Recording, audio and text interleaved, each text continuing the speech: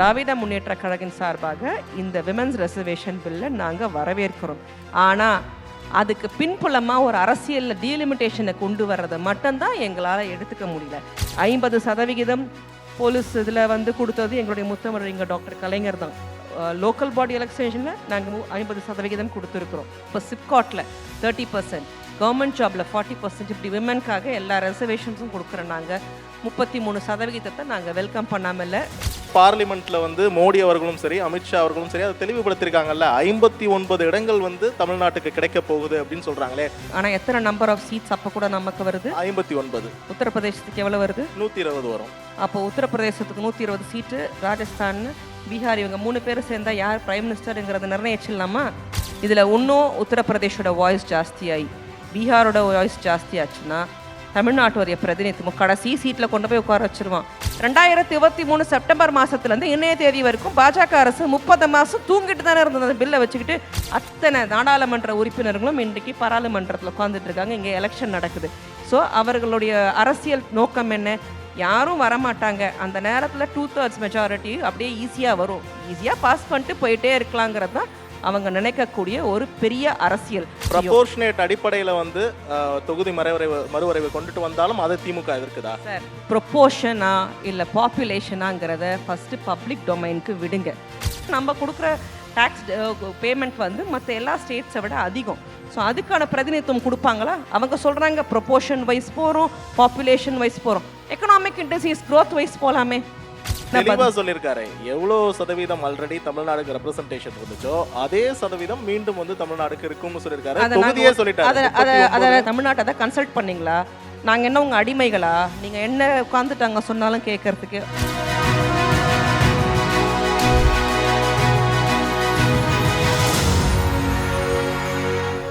திராவிட model ஆட்சி, மாற்றத்தின் முன்னணியில் பெண்கள், இதுதான் இந்த அமர்வுடைய தலைப்பு.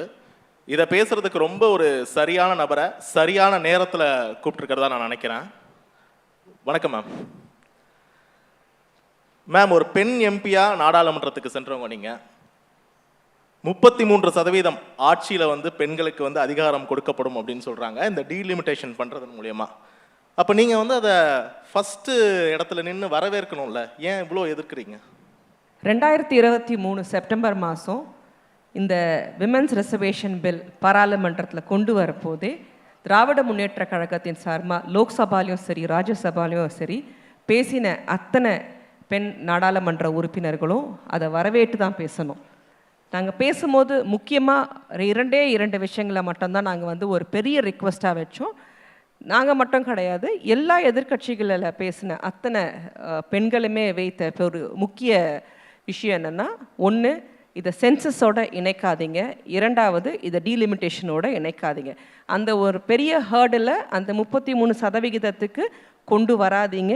இப்போ என்ன கரண்ட்டாக இருக்கோ அதற்கான சென்சஸ்லேயே அந்த டீலிமிட்டேஷன்லேயே இந்த 33% தயவு செஞ்சு கொண்டு வாங்க.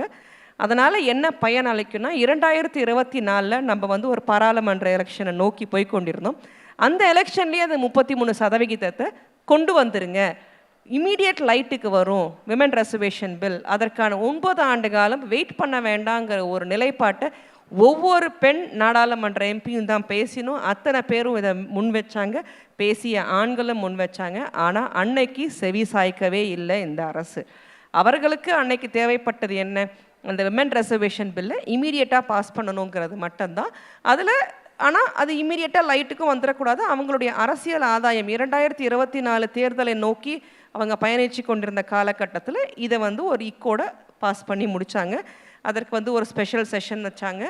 அதையுமே ப்ராப்பராக நிறைய டைம் கொடுத்து நல்லாவே இன்னும் பேசியிருக்கலாம். ஆனால் எப்போவுமே உங்களுக்கு தெரியும் மத்திய அரசாங்கம் எப்படி ஒரு ஜிமிக் பாலிடிக்ஸ் நடத்தும்னு. விடிய பார்லிமெண்ட்டை நடத்தி 5 நாள் செஷனை மட்டும் வச்சு விடிய காலையில் 3 மணிக்கு லோக்சபாலையும் விடிய காத்தால் 4 மணிக்கு அடுத்த நாள் ராஜ்யசபாலையும் இந்த பில் பாஸ் பண்ணப்பட்டுச்சு. விடிய காத்தால் மோடி வரும்போது பெண்கள் சூழ வந்தார். அப்போவும் நாங்கள் திரும்ப பல தடவை இதை நாங்கள் கேட்டிருக்கோம், அதை ஏன் சென்சஸோடையும் டீலிமிட்டேஷனோடையும் இணைக்கிறீங்கன்னு. இன்றைக்கும் திரும்ப நாங்கள் அதையே தான் கேட்குறோம். திராவிட முன்னேற்ற கழகின் சார்பாக இந்த விமென்ஸ் ரிசர்வேஷன் பில்லை நாங்கள் வரவேற்கிறோம். ஏன்னா 50% போலீஸ் இதில் வந்து கொடுத்தது எங்களுடைய முத்தமிழறிஞர் டாக்டர் கலைஞர் தான். அதே மாதிரி லோக்கல் பாடி எலெக்ஷனில் நாங்கள் 50% கொடுத்துருக்குறோம். அதற்கு பிறகு இப்போ சிப்காட்டில் 30%, கவர்மெண்ட் ஜாபில் 40%, இப்படி விமனுக்காக எல்லா ரிசர்வேஷன்ஸும் கொடுக்குறோம். நாங்கள் 33% நாங்கள் வெல்கம் பண்ணாமல் மனப்பூர்வமாக நாங்கள் அதை ஆதரிக்கிறோம். ஆனால் அதுக்கு பின்புலமாக ஒரு அரசியலில் டீலிமிட்டேஷனை கொண்டு வர்றதை மட்டும்தான் எங்களால் எடுத்துக்க முடியல. அதை தனியாக பாருங்கள். டீலிமிட்டேஷன் வந்தால் தான் விமன் ரிசர்வேஷன் பில் போகணும்னு அவசியம் இல்லை. இப்போ டீலிமிட்டேஷன் கொண்டு வரது மூலியமா அதிகப்படியான தொகுதிகள் வரப்போகுது, அதிகப்படியான எம்பிக்கள் நாடாளுமன்றம் போக போகிறாங்க. அப்படின்றப்ப மைக்ரோஸ்கோபிக் லெவலில் வந்து மக்களை சென்றடைய முடியும்ல. தமிழ்நாட்டில் உங்களுக்கு அதிகப்படியான விமன் கிடச்சிருமா? ஏற்கனவே இருக்கிற சீட்டே நமக்கு குறையுது. ஸோ இன்னும் விமன் ரெப்ரசன்டேஷன். நேற்று வந்து கருப்பு கொடி போராட்டத்தை வந்து நீங்கள் தமிழ்நாடு முழுவதும் பண்ணியிருந்தீங்க. ஸ்டாலின் அவர்கள் வந்து இந்த மாதிரி தமிழ்நாட்டுடைய, அதாவது தென்னிந்தியாவோட ரெப்ரசன்டேஷன் வந்து குறைய போகுது, பவரை நம்ம இழக்கிறோம் அப்படின்றத சொல்றாரு. ஆனால் மாலையே பார்லிமெண்ட்ல வந்து மோடி அவர்களும் சரி, அமித்ஷா அவர்களும் சரி அதை தெளிவுபடுத்திருக்காங்கல்ல. 59 இடங்கள் வந்து தமிழ்நாட்டுக்கு கிடைக்க போகுது அப்படின்னு சொல்றாங்களே. அப்ப 40% வந்து உத்தரப்பிரதேஷ்க்கு எத்தனை கிடைக்குது, பீகாருக்கு எத்தனை கிடைக்குது, இப்போ எத்தனை இருக்கு உத்தரப்பிரதேஷ்க்கு, இப்போ எத்தனை இருக்கு பீகாருக்கு? 59 இடங்கள். ஏற்கனவே நம்ம 39 இடங்கள் வச்சிருக்கிறோம். அப்போவே நம்மளுடைய பிரதிநிதித்துவம் கம்மியாக தான் இருக்குது. நம்ம கேட்குறத சென்ட்ரல் கவர்மெண்ட் நமக்கு செய்ய மாட்டேங்குது. இதில் இன்னும் உத்தரப்பிரதேஷோட வாய்ஸ் ஜாஸ்தியாகி பீகாரோட வாய்ஸ் ஜாஸ்தியாச்சுன்னா தமிழ்நாட்டுடைய பிரதிநிதித்துவம் கடைசி சீட்டில் கொண்டு போய் உட்கார வச்சுருவான். 840 பேர்லேயும் என்னமோ நீங்கள் எங்கே இருக்கீங்கன்னு கூட ஒரு சின்ன ஃபுல் ஸ்டாப் மாதிரி தெரிவிங்க. அவ்வளோ பெரிய பிரம்மாண்டமான பார்லிமெண்ட்டில் உங்களோட குரல் எடுப்படாது. ஒன்று, எதுக்காக டீலிமிட்டேஷனை விமன்ஸ் ரெசர்வேஷனோட நீங்கள் பண்ணணும்? நீங்கள் தான் உங்களுக்கு விமன்ஸ் ரெசர்வேஷன் நாரி சக்தியை இமீடியட்டாக கொண்டு வரணுன்றீங்களே, இப்போவே கொண்டு வாங்க. எதையும் எந்த அஜெண்டா வைக்காதீங்க. இந்த 3 நாள் ஸ்பெஷல் செஷனுக்கு விமன்ஸ் ரெசர்வேஷன் பில்லுக்கு அமெண்ட்மெண்ட் கொண்டு வாங்க. நீங்கள் செஞ்ச பில்லுக்கு ஒரு அமெண்ட்மெண்ட் கொண்டு வாங்க. அதில் டீலிமிட்டேஷனோ சென்சஸோ வேண்டாங்கிற அமெண்ட்மெண்ட்டை கொண்டு வந்து அப்போ அந்த பில்லை தனிப்பட்ட முறையில் பாஸ் பண்ணுங்கள். உண்மையிலேயே ஒரு பெண்ணாக நான் கூட வந்து மோடி உண்மையிலேயே அதை செய்ய நினைக்கிறாரு, நானும் ஒத்துக்கிறேன். ஆனால் அது கிடையாது. இது வந்து அரசியலாக்கப்படுகிறதுன்றது தான் முக்கியமான தாற்பயம் இங்கே. அதுவும் ஒரு 2, அதாவது நீங்க என்ன சொல்றீங்க, உத்தரப்பிரதேசத்துக்கோ பீகாருக்கோ வந்து அதிகப்படியான பிரதித்துவம் பெறும், அவங்களுடைய வாய்ஸ் வந்து டாமினன்ட் ஃபோர்ஸ் ஆயிரும் அப்படின்னு சொல்றீங்க. பட் அதே சதவீதம் கொடுக்குறப்ப என்ன பிரச்சனை? அதாவது தமிழ்நாட்டுக்கு வந்து ஆல்ரெடி வந்து 7.18% வந்து நாடாளுமன்றத்தில் ரெப்ரசன்டேஷன் இருக்கு.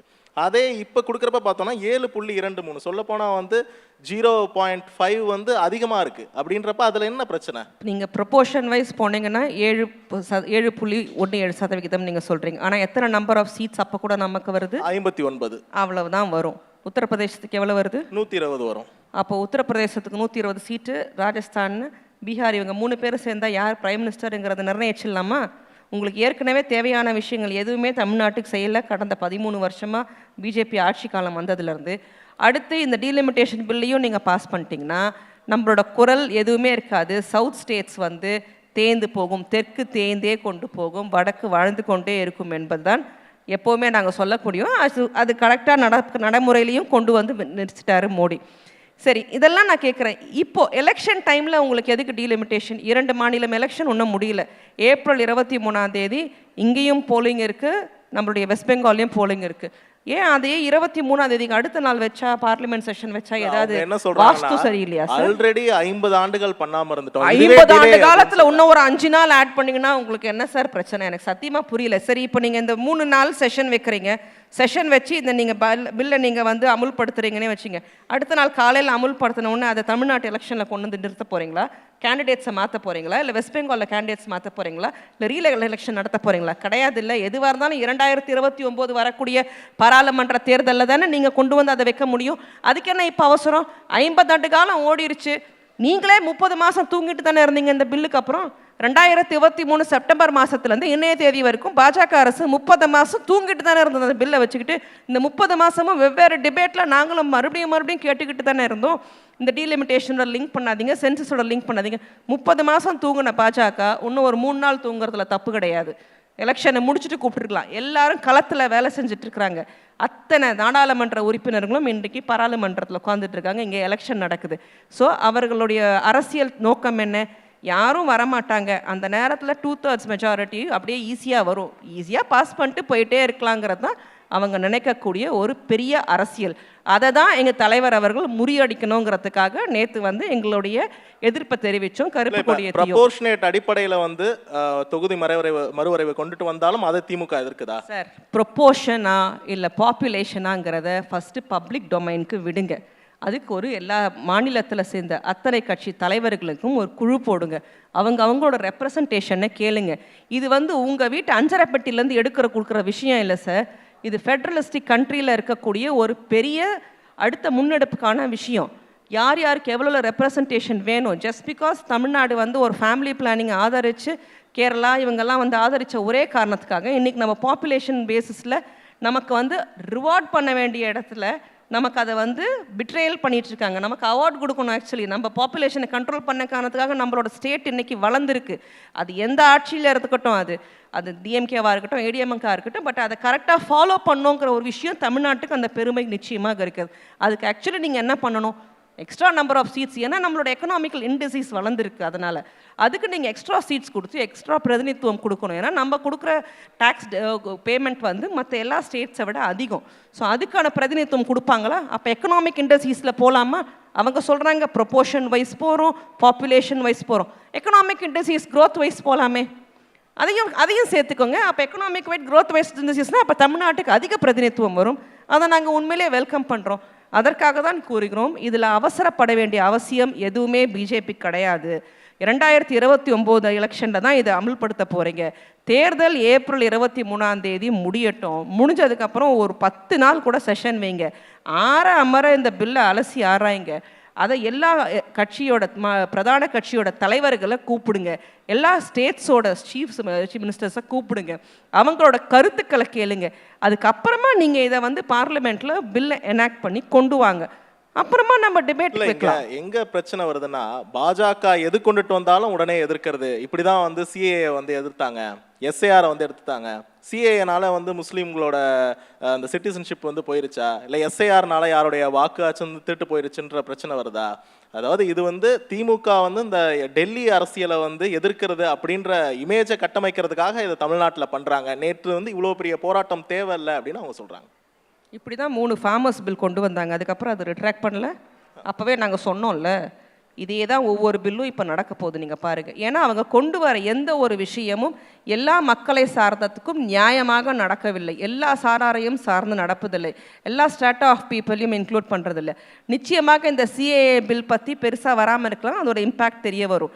இப்போ கொண்டு வந்திருக்க எஃப்சிஆர்ஏ முதற்கொண்டு வந்திருக்கிற நீட் எல்லாமே அவர்கள் தவறாக, அதாவது வந்து ஒரு செக்யூலர் அண்ட் ஃபெடரலிஸ்டிக் கண்ட்ரின்றதை யோசிக்காமல், இந்தியா ஒரு சப்கான்டினென்ட், இவ்வளோ எத்தனிசிட்டி, இவ்வளோ லாங்குவேஜஸ், இவ்வளோ ரிலிஜன்ஸ் இருக்குன்றத மனசில் வைக்காமல், அவர்கள் பேசும் மொழி, அவர்கள் பேசும் பாஷையை மட்டுமே பிரதிநிதித்துவம்ன்றதை கொண்டு செய்யக்கூடிய ஒவ்வொரு விஷயங்கள் தான் இத்தனை பில்லும் இத்தனை தப்பு தவறும்.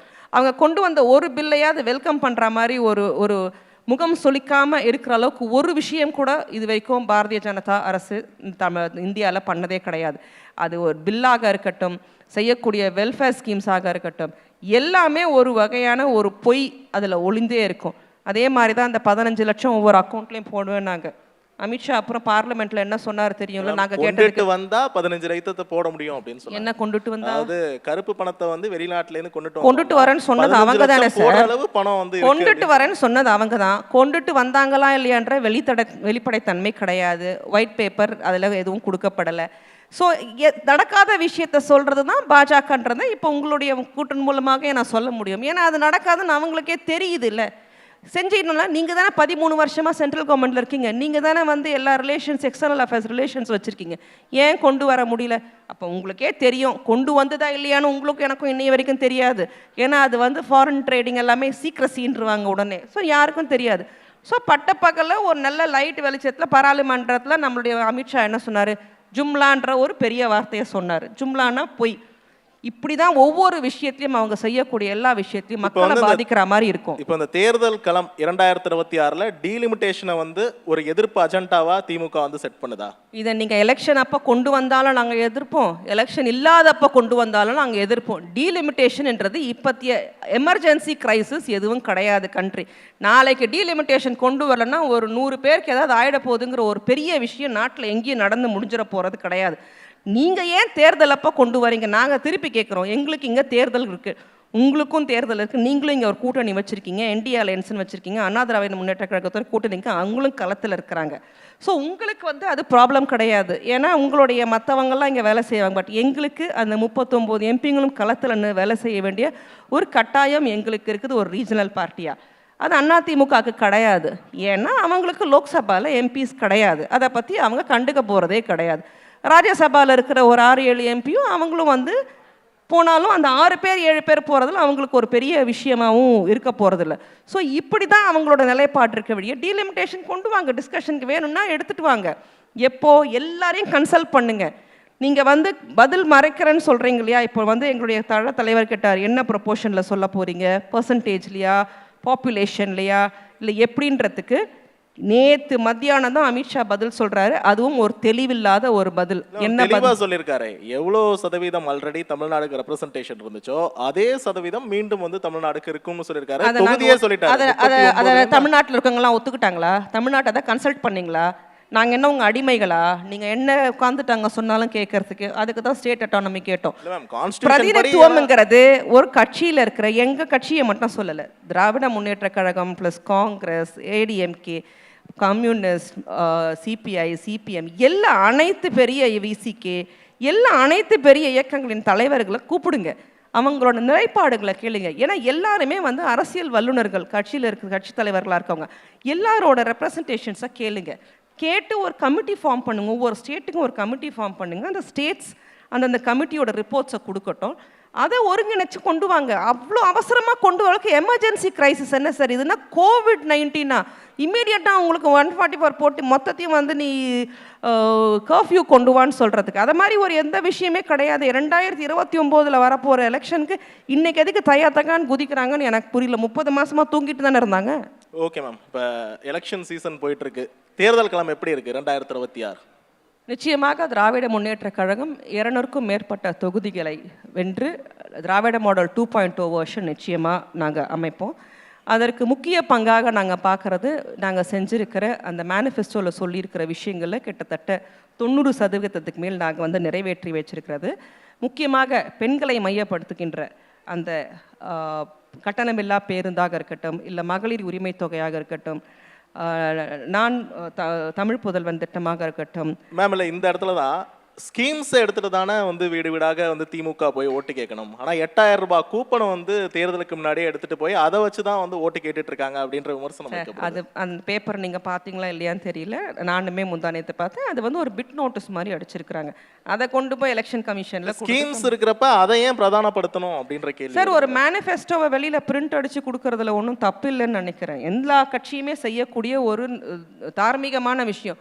அவங்களோட எலெக்ஷன் மேனிஃபெஸ்டோவை அழகாக வந்து ஒரு கலர் பிரிண்ட் அவுட் போட்டு பிட் நோட்டீஸ் மாதிரி வீதி வீடா கொடுக்கறதுல தப்பு. எங்க ஸ்கீம்ல இத வந்து ஒரு பெரிய சூப்பர் ஸ்டாரா எங்க சீஃப் மினிஸ்டர் பாக்குறாரு, எங்க கழக தலைவர் பாக்குறாரு. அதான் அதிமுகவோட அந்த ஃப்ரிட்ஜ்ன்ற வாக்குறுதி வந்து கொஞ்சம் டிஸ்டர்ப் பண்ணிட்டோம் திமுகவை, அதனால இந்த கூப்பன் கொடுக்க வேண்டிய அவசியம் இருக்கு. சார், அது வந்து சம்பந்தமே இல்லாதது. ஃப்ரிட்ஜ்ன்றது முக்காவாசி பேர் வீட்டில் இப்போ இருக்கக்கூடிய ஒரு நார்மல் கமாடிட்டி.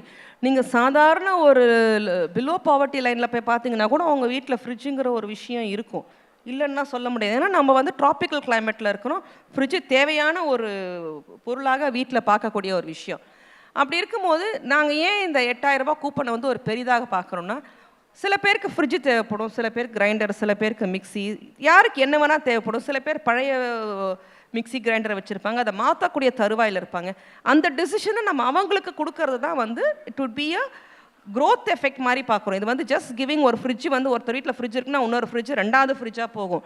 ஆனால் இந்த 8000 ரூபாய் கூப்பன் எப்படின்னா, நீங்கள் அந்த கூப்பனை போய் அதாவது நாங்கள் சொல்கிற கடையில் இல்லை, உங்கள் வீட்டு பக்கத்தில் எந்த கடையில் வேணால் கொடுத்து நீங்கள் பொருளை மாற்றிக்கலாம். இது ஒரு வகை ஆஃப் ஒரு இன்வெஸ்ட்மெண்ட், ஒரு க்ரோத். மார்க்கெட்டில் அந்த பொருளாதாரம் வந்து ஒரு ரொட்டேஷனுக்கு வரக்கூடிய ஒரு விஷயமா தான் இந்த 8000 ரூபாய் ஸ்கீமையே நாங்கள் பார்க்குறோம். இந்த தடவை மேனிஃபெஸ்டோலே மேம் நிறைய பார்த்தோம் அப்படின்னா, இந்த மகளிர் உரிமை தொகையை வந்து 2000 ரூபாயா நீங்களும் உயர்த்திருக்கீங்க, ஏடிஎம்கேவும் வந்து உயர்த்திருக்காங்க. அதே நேரம் வந்து 3 இலவச சிலிண்டர்கள் கொடுக்கப்படும் அப்படின்னு சொல்லியிருக்காங்க. ஒன் டைம் கிராண்ட்டாக வந்து 10,000 ரூபாய் வந்து அக்கௌண்ட்டில் போடப்படும் அப்படின்னு சொல்லியிருக்காங்க. இந்த ஃப்ரிட்ஜ் இந்த மாதிரி விஷயங்களையும் வந்து சொல்லியிருக்காங்க. அப்படின்றப்ப ஏன் வந்து ஏடிஎம்கே, பாஜக இவங்களுடைய மேனிஃபெஸ்டோவோட சுப்பீரியராக டிஎம்கே மேனிஃபெஸ்டோ இருக்குது? ஏன் மக்கள் அதை தேர்ந்தெடுக்கணும், அதுக்கு வாக்களிக்கணும்? என்னைக்குமே வந்து திராவிட முன்னேற்ற கழகத்தோட மேனிஃபெஸ்டோ வந்து ஹீரோன்றது உங்கள் எல்லாருக்கும் தெரியும். இந்த வாட்டி ஹீரோயினாவும் அது மாறி இருக்குன்றது தான் வந்து அந்த இல்லத்தரசிகளுக்கு 8000 ரூபாய் கூப்பன், அது ஒரு பெரிய ஹிட். அது மட்டும் கிடையாமல் சொன்ன விஷயத்தை நம்பகத்தன்மையோட வாக்குறுதியை காப்பாற்றிக்கிற எங்கள் கழக தலைவர் மு.க. ஸ்டாலின். இல்லை 13-14% தான் போன தடவை சொன்ன வாக்குறுதிகள் வந்து நிறைவேற்றிருக்காங்க அப்படின்னு எதிர்க்கட்சிகள் குற்றச்சாட்டு முன்வைக்கிறாங்க. சார், எதிர்க்கட்சி மொத்தமாகவே நாங்கள் 500மே நிறைவேற்றலன்னு தான் சொல்லுவாங்க. அவங்க வந்து ஒவ்வொரு கார்டுக்கும் மொபைல் ஃபோன் கொடுக்குறேன்னாங்க. வந்துச்சா உங்களுக்கு? எனக்கு ரேஷன் கார்டு இருக்குது, எனக்கு வரல. உங்களுக்கு வந்துச்சா? நீங்கள் தான் சொல்லணும். எனக்கு ரேஷன் கார்டு, மொபைல் கார்டு வரல, அம்மா பேரில் பேங்கிங் கார்டு வரல, சொன்ன பாலத்தை கட்டலை, இப்படி ஃப்ரீ வைஃபை எல்லா இடத்துலையும் அப்ராட் கண்ட்ரிஸ் மாதிரி ஃப்ரீ வைஃபை சொன்னாங்க. எனக்கு தெரிஞ்சு வீட்டை விட்டு வெளில வந்தால் எனக்கு எந்த ஒய்ஃபையும் வேலை செய்யலை. ஸோ இதை மாதிரி சொல்லாத சொன்ன விஷயங்களை அவங்க செய்யாமல் போனது வந்து அவங்க மேலே இருக்க நம்பகத்தன்மை கிடையாது. அதே எங்களுடைய கழகத் தலைவர், திராவிட முன்னேற்ற கழகத்தின் தலைவர் மு.க. ஸ்டாலின் அவர்கள் சொல்கிறத மட்டும்தான் செய்கிறது. அந்த நம்பகத்தன்மை சொன்னதை வந்து முதல்ல கொஞ்சம் மாதங்கள் எங்களால் நிறைவேற்ற முடியாமல் போனாலும் கொரோனா காலகட்டத்தில் பின்று வந்த மாதங்களில் நாங்கள் அதை நிறைவேற்றி இப்போது இந்த எலெக்ஷன் தேர்தல் முன்னாடி இந்த 5000 ரூபாய் அட்வான்ஸ் பேமெண்ட்டாகவுமே இன்ஃபேக்ட் நாங்கள் கொடுத்து அவர்களை வந்து நாங்கள் சேஃப்கார்ட் பண்ணியிருக்கோம், அந்த மகளிர் உரிமை தொகை விட்டு செல்லக்கூடாது என்பதற்காக. ஆனால் டிஎம்கே சொன்ன மேனிஃபெஸ்டோவில் சில விஷயங்கள் மேம், அதாவது கரண்ட் பில்லை வந்து ஒவ்வொரு மாதமும் கட்டுற மாதிரி ஒரு நடைமுறையை வந்து கொண்டுட்டு வருவோம். அப்புறம் எல்பிஜி சிலிண்டருக்கு வந்து 100 ரூபாய் வந்து கொடுப்போம். பெட்ரோலுக்கு வந்து 5 ரூபாய் வந்து குறைப்போம்னு சொல்லியிருந்தாங்க, 3 ரூபாய் தான் குறைச்சாங்க. டீசலுக்கு 4 ரூபாய் குறைப்போம்னு சொல்லியிருந்தாங்க, அதை குறைக்கவே இல்லை. அடுத்தது முக்கியமாக வந்து நீட் எக்ஸாம்லேருந்து விலக்கு அப்படின்னு சொல்லியிருந்தாங்க, கல்வி கடன் ரத்துன்னு சொல்லியிருந்தாங்க. இந்த மாதிரி விஷயம், அதாவது 100 நாள் வந்து சட்டப்பேரவை வந்து நடக்கும் அப்படின்னு சொல்லியிருந்தாங்க. இந்த மாதிரி டிஎம்கேவும் சட்டப்பேரவை நடந்திருக்கு. நீங்க 100 நாள் நடந்திருக்கு, நீங்க எடுத்து பாருங்க. நாங்க நடத்தி இருக்கிறோம், டேட்டை எண்ணி எண்ணி நடத்தி இருக்கிறோம். 100 நாள் சட்டப்பேரவை நடந்திருக்கு, அது கரெக்டாக நடந்திருக்கு. மிச்ச விஷயங்கள் நீங்கள் எல்லாமே வந்து சொன்னது எல்லாமே வந்து சென்டர் இன்க்ளூட் பண்ணுற policies, whether it be the petrol ரைஸாக இருக்கட்டும், எல்பிஜி எங்களால் எந்த அளவுக்கு குறைக்க முடியுமோ எங்கள் சப்சிடியிலேருந்து அதை குறைச்சிருக்கோம். எல்பிஜி சிலிண்டர் நீங்கள் மோடியை தான் கேட்கணும், ட்ரம்ப்போட அவர் என்ன பேசினாருன்னு அவருக்கு மட்டும்தான் தெரியும். அதுக்கப்புறம் வேறு ஏதோ ஒன்று சொன்னீங்களே, அதாவது மாதம் எலக்ட்ரிசிட்டி உதய் மின் திட்டத்துக்கு கையெழுத்து போட்டது அண்ணா திராவிட முன்னேற்ற கழகம் என்பதை நம்ம மறந்து விடக்கூடாது. அவங்க என்ன டாரிஃபை நிர்ணயிச்சுட்டு அந்த சைன் போட்டு போனாங்களோ அதுலேருந்து வந்த வினை தான் இதோட காரணம். இல்லை மேம், மத்திய அரசுக்கிட்டேருந்து திட்டங்களை வாங்கி கொடுக்கறதுக்காக மக்கள் திமுகவை தேர்ந்தெடுக்கும் போது மத்திய அரசு தரமாட்டுறாங்க அப்படின்னு மீண்டும் மீண்டும் திமுக தரமாட்டேன்றாங்கன்னு சொல்கிறேன். இன்னைக்கும் நாங்கள் வாங்கி கொண்டு தான் இருக்கிறோம். பேசி பேசி ஜிஎஸ்டி மொத்தத்தையும் வாங்கணும்ல.